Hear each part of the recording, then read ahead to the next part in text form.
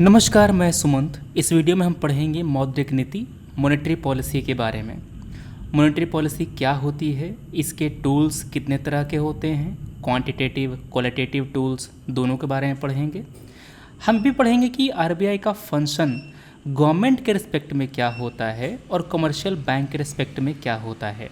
मतलब कि आरबीआई किस तरह से कमर्शियल बैंक का बैंकर की तरह काम करता है और गवर्नमेंट के बैंकर की तरह भी काम करता है। ठीक है ना। तो मैंने पूरा टॉपिक पढ़ाने के लिए एक सवाल का सहारा लिया है। सवाल मैंने दिया है ऐसे: highlight the instruments of monetary policy available with the RBI. RBI के पास कौन कौन से मॉनेटरी पॉलिसी टूल्स अवेलेबल हैं उनको हाईलाइट कीजिए। उसके बाद पूछ रहा है आपसे, discuss how it not only acts as banker to the commercial bank but also to the government. Commercial bank का मतलब होता है HDFC, SBI, PNB। RBI act का जो शेड्यूल है, शेड्यूल में जो लिस्टेड बैंक्स हैं उसको हम लोग शेड्यूल्ड कमर्शियल बैंक कहते हैं। उन बैंकों का बैंकर की तरह काम करता है। जैसे कि आपका अकाउंट SBI में है, ये आप हैं, आपका अकाउंट SBI में है, SBI का भी अकाउंट होता है आरबीआई के पास। ठीक है ना। वैसे ही HDFC का भी एक अकाउंट होता है आरबीआई के पास, PNB का भी होता है। ठीक है ना। तो जब मैं कहता हूं कि SBI, HDFC, PNB का अकाउंट आरबीआई में खुला हुआ है, इसका मतलब क्या? आरबीआई एक बैंकर की तरह काम कर रहा है। आपका बैंकर कौन? SBI। आपका बैंकर कौन? HDFC। SBI का बैंकर कौन? आरबीआई। ठीक है ना। तो कमर्शियल बैंक का बैंकर है। वैसे ही जो आपका स्टेट गवर्नमेंट है, सेंट्रल गवर्नमेंट है, इनका भी खाता होता है आरबीआई के पास, आरबीआई में। तो आरबीआई गवर्नमेंट के बैंकर की तरह भी काम करता है। समझे कि क्या मतलब हुआ कमर्शियल बैंक का बैंकर और गवर्नमेंट का बैंकर? इसका क्या मतलब हुआ, समझ गए ना? हाँ। तो इसका जो काम है वो क्या है, ये पूछ रहा है।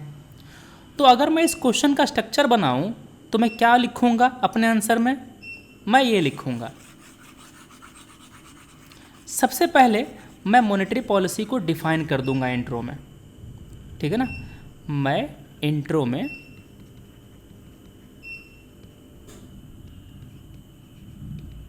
Define monetary policy.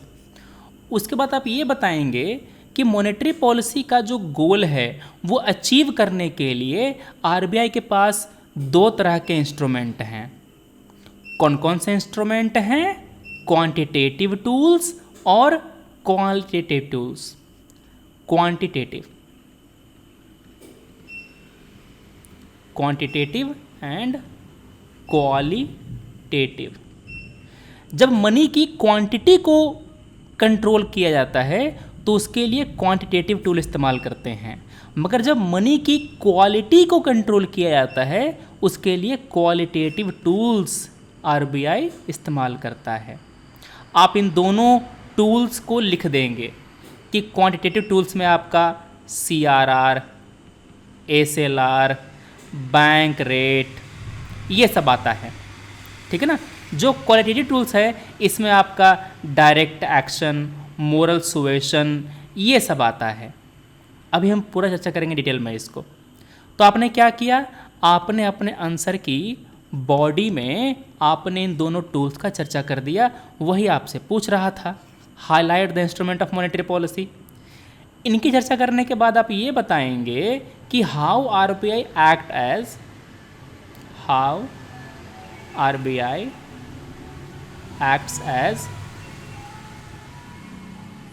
banker to the commercial bank. ये हेडिंग दे करके आप दनादन पॉइंट लिखना शुरू करेंगे। आपने पॉइंट लिखा, फिर आप हेडिंग देंगे how RBI acts as banker to the government. इसको लिख करके आप पॉइंट लिखना शुरू करेंगे, फिर लास्ट में आप कंक्लूड कर देंगे। लास्ट में आपने कंक्लूड कर दिया, ठीक है। तो चलो एकदम शुरू करते हैं। मॉनेटरी पॉलिसी क्या होता है? मॉनेटरी पॉलिसी एक पॉलिसी होती है जो किसी भी देश का सेंट्रल बैंक बनाता है। क्या होता है? मॉनेटरी पॉलिसी एक पॉलिसी होती है, एक रूल होता है जो आपका देश का जो सेंट्रल बैंक है वो बनाता है। उस रूल के ज़रिए, उस पॉलिसी के ज़रिए वो सेंट्रल बैंक उस देश में मनी सप्लाई को कंट्रोल करता है, मनी सप्लाई को कंट्रोल करता है। भारत में इन्फ्लेशन, भारत में मुद्रास्फीति कंट्रोल करने के लिए ये मनी सप्लाई कंट्रोल करी जाती है। इसको हम लोग इन्फ्लेशन टारगेटिंग कहते हैं। क्या बोलते हैं? इन्फ्लेशन टारगेटिंग बोलते हैं, ठीक है। तो हमारे देश में मनी सप्लाई को कंट्रोल करने के दो तरीके हैं जो आरबीआई यूज़ करता है। पहला है क्वांटिटेटिव टूल, दूसरा है क्वालिटेटिव टूल। समझ गए? क्वांटिटेटिव है ये वाला, क्वांटिटी इसे हम लोग चेंज करते हैं। अब देखो क्वांटिटेटिव टूल में क्या क्या आता है। हम लोग जब मनी की क्वांटिटी कंट्रोल करना चाहते हैं तो उसके लिए हम लोग SLR, CRR, repo rate, reverse repo rate, ये सब टूल इस्तेमाल करता है आरबीआई। ओपन मार्केट ऑपरेशन करता है आरबीआई, ठीक है। ये है क्वांटिटेटिव।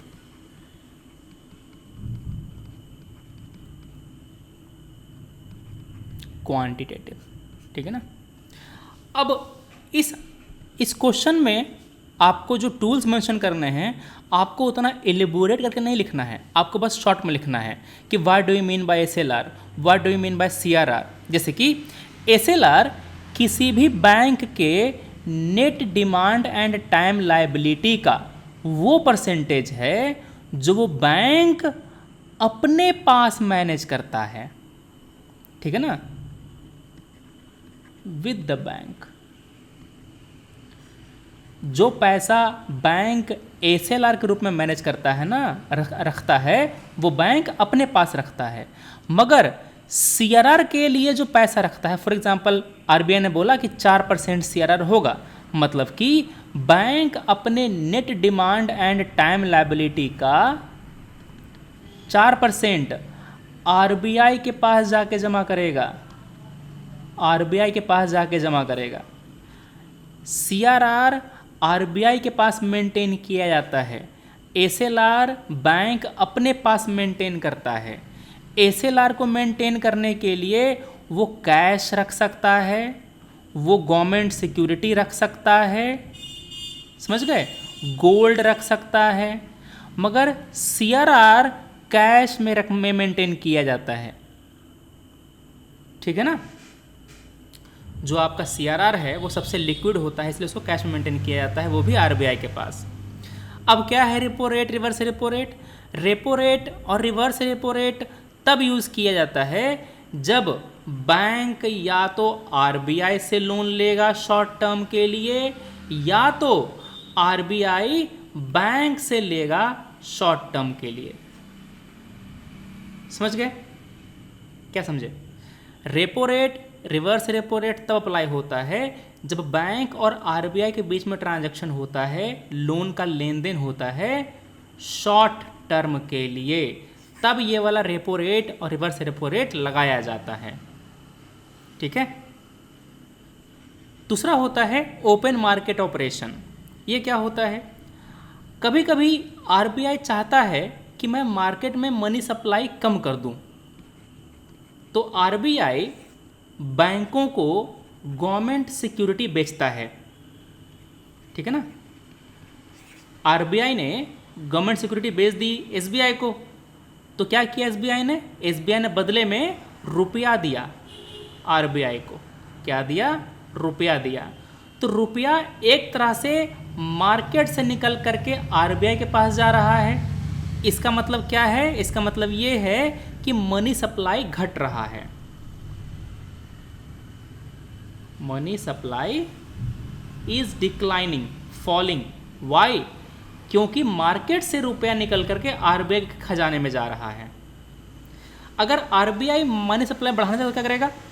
अगर आरबीआई चाहता है मनी सप्लाई बढ़ाना तो वो किसी बैंक से क्या करेगा?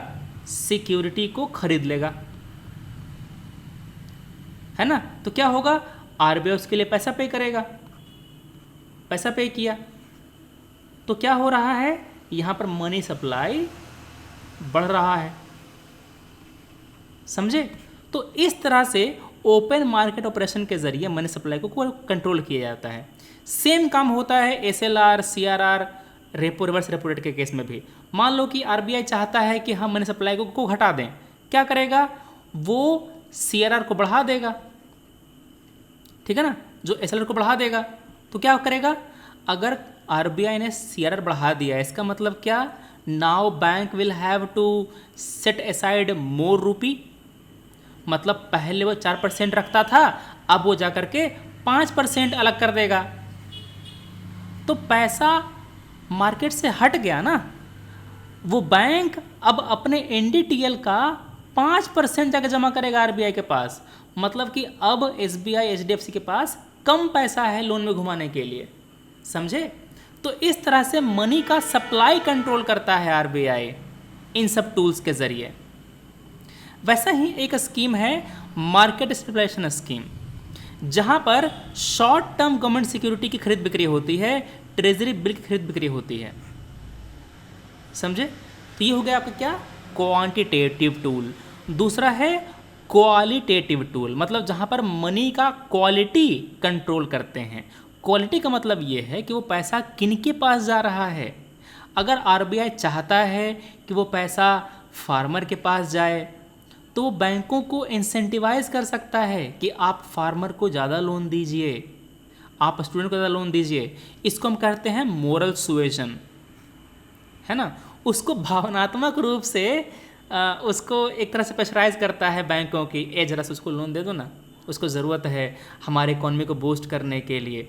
तो वो कमर्शियल बैंक को सजेशन देता है कि you should give more credit, you should extend more loan to students, to women entrepreneur, to farmers. ऐसा आरबीआई लोन का साइज भी कंट्रोल कर सकता है कि कितना रुपए का लोन आप देते हैं। अगर आरबीआई चाहे तो एक इंडिविजुअल को कितना रुपया लोन दिया जा सकता है उसको भी कंट्रोल कर सकता है। फॉर एग्जांपल, आरबीआई अगर फिक्स कर दे कि कोई बैंक किसी इंडिविजुअल को 5 करोड़ रुपए तक का ही लोन देगा, तो कोई भी आदमी को 5 करोड़ से ज़्यादा का लोन नहीं मिलेगा। समझे? तो इससे क्या हो रहा है? मनी की क्वालिटी कंट्रोल हो रही है। किसी सेक्टर में किसी इंडिविजुअल को कितना पैसा मिला उसको आरबीआई कंट्रोल करता है। समझ गए? तो इसके 3 टूल्स मेन हैं, rationing of credit, change in marginal requirement और तीसरा है मोरल सुएशन। तो ये हो गए मॉनेटरी पॉलिसी के टूल्स। अब हम देखते हैं कि किस तरह से आरबीआई कमर्शियल बैंक के बैंकर की तरह काम करता है। आरबीआई इकलौता संस्था है जो करेंसी को इशू कर सकता है। जब कमर्शियल बैंक को ज़्यादा फंड की ज़रूरत होती है तो वो आरबीआई के पास जाते हैं या फिर वो मार्केट के पास जा सकते हैं। मार्केट मतलब डिपॉजिटर, ठीक है ना? अगर पब्लिक से पैसा मिला तो ठीक, वरना कमर्शियल बैंक आरबीआई से भी लोन ले सकता है। समझ गए? तो एक तरह से कमर्शियल बैंक का अकाउंट होता है आरबीआई के पास, जहाँ पर पैसा डिपॉजिट कर सकता है, अपना फंड मैनेज कर सकता है। इस तरह से वो कमर्शियल बैंक के बैंकर की तरह काम करता है। सेम होता है गवर्नमेंट के साथ। गवर्नमेंट का भी खाता होता है आरबीआई में, ठीक है ना? सरकारी जो कर्ज है उसको मैनेज करने का काम आरबीआई ही करता है। जो रेमिटेंस आ रहा है उसको मैनेज करने का काम आरबीआई ही करता है। समझ गए? सरकार को वेज एंड मीन्स एडवांसेस ये देने का काम भी आरबीआई ही करता है। ठीक है? शॉर्ट टर्म लोन देना हो ये काम भी आरबीआई करता है। ठीक है? तो इसी कारण से हम ये कहते हैं कि सरकार का भी बैंकर है आरबीआई। क्लियर है? तो आपके इस आंसर के कितने पार्ट हो गए? पहला तो आपने मॉनेटरी पॉलिसी को डिफाइन किया, उसके बाद आपने क्वांटिटेटिव टूल बताए, उसके बाद आपने क्वालिटेटिव टूल बताए, और फिर 2 भागों में आपने ये बताया कि किस तरह से आरबीआई कमर्शियल बैंक के बैंकर की तरह और गवर्नमेंट के बैंकर की तरह काम करता है। रेमिटेंस क्या होता है? मान लो कि कोई आदमी रह रहा है अमेरिका में, वहाँ पर पैसा कमा के भारत में भेजा, उसको हम रेमिटेंस कहते हैं, ठीक है ना। पब्लिक डेट क्या होता है? ये सरकारी कर्ज है। मान लो कि गवर्नमेंट ने बैंक ऑफ जापान से कर्जा लिया $5 बिलियन का, वो पब्लिक डेट है, ठीक है ना। इस पर मैं एक अलग से क्वेश्चन लेकर के आऊँगा कि what do you understand by public debt, how to manage it, how to control it. इस पर सवाल मैं एक अलग से लेकर के आऊँगा, ठीक है ना, चैनल पे, इस चैनल पे। तो ये हो गया हमारा आज का कंटेंट। अब हम आते हैं आपके आंसर की तरफ, देखते हैं क्या आंसर लिखा है आपने। RBI is the central bank of India interested with responsibility of maintaining inflation rate 5.08% and growth using monetary policy instrument. Okay, उसके बाद आपने जो टूल्स हैं आपने वो बता दिया है। टूल्स बहुत शॉर्ट में बताए हैं आपने यहाँ पे। पहले तो यहाँ पर आपका जो इंट्रो है, इंट्रो में आपको मॉनेटरी पॉलिसी बताना चाहिए था, क्योंकि सवाल आपका मॉनेटरी पॉलिसी के बारे में है, ना कि आरबीआई के बारे में। आरबीआई उसको यूज़ करता है, उस मॉनेटरी पॉलिसी को, उस टूल्स को। तो आप इंट्रो में मॉनेटरी पॉलिसी के बारे में बताएंगे, ठीक है। फिर आपने लिखा है CRR, SLR, LAF, bank rate के बारे में। ये सब आपके टूल्स हैं, क्वांटिटेटिव टूल्स, बढ़िया। क्वालिटी में क्रेडिट रेशनिंग हो गया, मार्जिनल लेंडिंग हो गया, मोरल सोल्यूशन हो गया। इतना काफ़ी नहीं है, केवल लिस्ट कर देना काफ़ी नहीं है, आपको एक एक लाइन लिखना पड़ेगा। अब तुमने मेन यहाँ पर रेपो के बारे में चर्चा नहीं की है, रिवर्स रेपो के बारे में चर्चा नहीं की है, तो भाई ये दोनों ज़रूरी है, यहाँ पे इसको लिखो। SLR, CRR तो ज़रूरी है ही, ये दोनों ज़रूरी है, इसके साथ साथ रिवर्स आपके साथ ये भी आएगा, ठीक है ना, यहाँ पे। तो इसको और डिटेल में बताइए कि क्या होता है रेपो, रिवर्स रेपो रेट।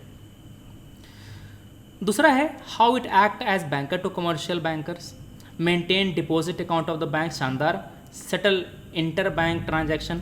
तो हमको ये बताओ, तुमने इतना अच्छा डायग्राम बनाया है तो तुमने ऐसे क्यों बनाया है?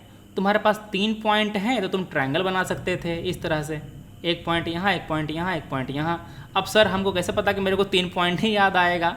ये भी एक जायज़ तर्क है, तो उसके लिए ये पॉइंट ठीक है।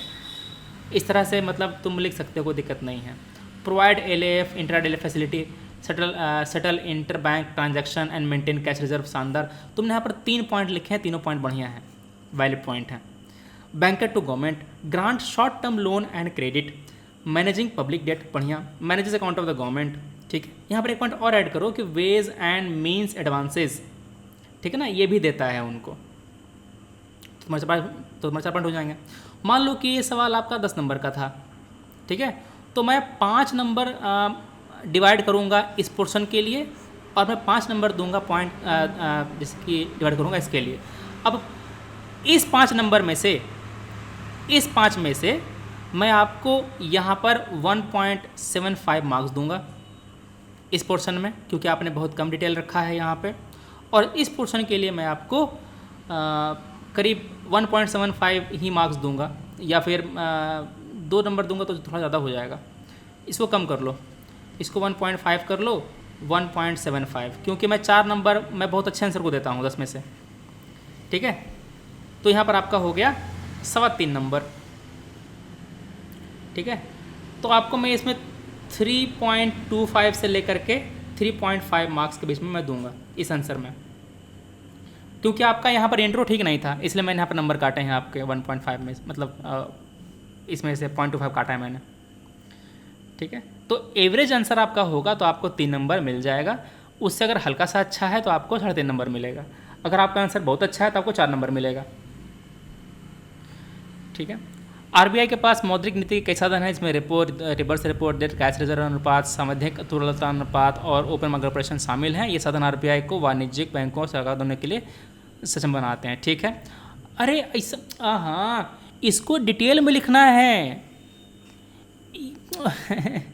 साधन पर प्रकाश डालना है डिटेल में, एक टॉन्च पार के नहीं छोड़ देना है। इसको थोड़ा सा और लिखिए। इसमें मैं क्या नंबर दूंगा? इसमें मैं आधा नंबर दूंगा आपको। आपने इंट्रो में डाल दिया है बॉडी का पहला पार्ट। वाणिज्यिक बैंकों के लिए आरबीआई रेपो और मार्जिनल स्टैंडिंग के माध्यम से तरल प्रदान करता है। CRR और SLR के माध्यम से उनकी समृद्धि को नियमित करता है। अंतिम उपाय के रूप में उधारदाता के रूप में कार्य करता है। बढ़िया है। तो यहाँ पर आपको मिल जाएगा नंबर। गवर्नमेंट के लिए कैसे काम करता है आरबीआई? सरकारी खातों का प्रबंधन करता है, बैंकिंग सेवा प्रदान करता है, राजकोषीय एजेंट के रूप में कार्य करता है, बढ़िया, सलाह देता है और सार्वजनिक ऋण प्रबंधन करता है, बढ़िया, ओएमओ के माध्यम से सरकारी उधारों को सुधार बनाता है। ठीक है, तो यहाँ पर आपको 2 नंबर मिलेगा, एक यहाँ पर मिलेगा, एक यहाँ पर मिलेगा। ठीक है, आपको इस आंसर में मैं आपको 2.5 नंबर दूंगा। इसको मैं 3 कर देता या मैं 3.25 कर देता अगर आपने इसको और अच्छे से लिखा होता। ठीक है, तो आपको क्या नंबर मिलता? आपको 3 से लेकर के 3.5 मार्क्स तक मिल जाते या 3.25, हाँ इतना तो मैं दे देता। ठीक है, कंक्लूजन बढ़िया है तुम्हारा। अब इसमें आते हैं। RBI is an apex bank that control the entire banking system of the country according to amendment RBI जिसमें monetary policy ensuring control inflation targeting 4+-2, मतलब कि ये 2 से लेकर 6% तक इन्फ्लेशन को कंट्रोल करेगा। Nice. Monetary policy qualitative tools ये हैं, क्वांटिटेटिव टूल्स ये हैं। CRR, SLR, refinance facility, repo rate, reverse repo rate, bank rate month facility. ठीक है, MSF, credit rationing, change in margin, consumer credit control, moral suasion, direct action. शानदार point है। अब यहाँ पर एक चीज़ ये है कि मैं थोड़ा सा और डिटेल में जानना चाहता था। एक लाइन से आपके मतलब सबके बारे में कैसे लिखोगे? हाँ, ये है कि तुम कंबाइन कर सकते हो। फॉर एग्जांपल रेपो और रिवर्स रेपो तुम दोनों को एक में लिख दो। ठीक है, CRR, SLR दोनों को तुम एक में लिख दो, फिर बताओ उनके बारे में। तो ऐसे कर सकते हो। ठीक है, तो ये चीज़ें हैं। RBI maintain confidence in banking system, ये सब का मतलब नहीं है, ये सब का यहाँ पर कोई मतलब नहीं है। तुम्हारा आंसर शुरू होता है यहाँ से। ठीक है, इसकी जगह पर तुम क्या करते? तुम इसी को तुम और एलोबरेट कर दिए होते। It performs merchant banking function for the central and state government. ठीक है, security, treasury bill, bond, regulation of foreign exchange market by foreign exchange management act. RBI maintain central and state government fund like CFI, contingent fund, public account, advice to the government. ठीक है, डेप्ट manager भी है ये, provident, it provide loan central state and united government. ये बताओ, ये जो सेकंड पार्ट था वो कहाँ गया तुम्हारा? मैंने पूछा आपसे कि बैंकर टू द गवर्नमेंट है, also it is banker to the commercial bank, ये पार्ट कहाँ गया? How RBI act as banker to the government bank, यहाँ तुमने लिखा ही नहीं है। ठीक है, तो आपको 1 नंबर, आधा नंबर यहाँ मिलेगा, आधा नंबर यहाँ मिलेगा, आपको 1 नंबर यहाँ मिलेगा। ठीक है, आपको इसमें 2 नंबर मिलेंगे। बाकी नंबर क्यों नहीं मिलेगा? क्योंकि आपने इस क्वेश्चन का एक बहुत ही इंपॉर्टेंट पार्ट ही आंसर एड्रेस नहीं किया। अगर आपने किया होता तो आपको आधा नंबर आपको और मिलता। ठीक है, अगर आपने इसको एलेबोरेट किया होता तो आपको 1 नंबर और मिलता। तो कितने नंबर आए होते आपके? 3.5 नंबर आए होते। तो समझे कि आपके मार्क्स कहाँ कहाँ कटे हैं। ठीक है, चलो, तुमने लगता है पीछे लिखा है, तुमने इसको अपलोड नहीं किया है। नहीं भाई, यही वाला है, बस इतना ही तुम्हारा आंसर। चलो, तो ये बातें थी आपकी आज की। अब जो आप आंसर लिखेंगे ना, उसको मैं मार्किंग भी करूँगा और मैंने नंबर कहाँ काटे हैं मैं ये बताऊँगा, ताकि तुम्हारा आंसर कहाँ इम्प्रूव हो सके। देखो भाई, आंसर को चेक करते टाइम टिक मारना, गलती बताना केवल उतना काफ़ी नहीं होता। बताना ये है कि हम सुधार क्या कर सकते हैं सर, हम क्या लिखते कि मेरा आंसर और बढ़िया होता। इसीलिए मैंने 2 नंबर देने के बाद ये बताया कि मैं आधा नंबर और कहाँ देता, मैं 1 नंबर और कहाँ देता। ये तो ज़्यादा जरूरी चीज़ है। ठीक है ना, तो इसीलिए मैंने ये सब चीज़ें जो है इंट्रोड्यूस करी धीरे धीरे। तो हम और बाकी बातें आगे करेंगे, हम और सुधार लाएंगे इस कोर्स में, इस वीडियो में। मिलते हैं, ठीक है ना। इसको थोड़ा शेयर कर देना वीडियो को अपने दोस्तों के साथ, थोड़ा सा व्यू वगैरह बढ़ाओ ताकि मेरे को मजा आए पढ़ाने में। Thanks for watching, take care, जय हिंद।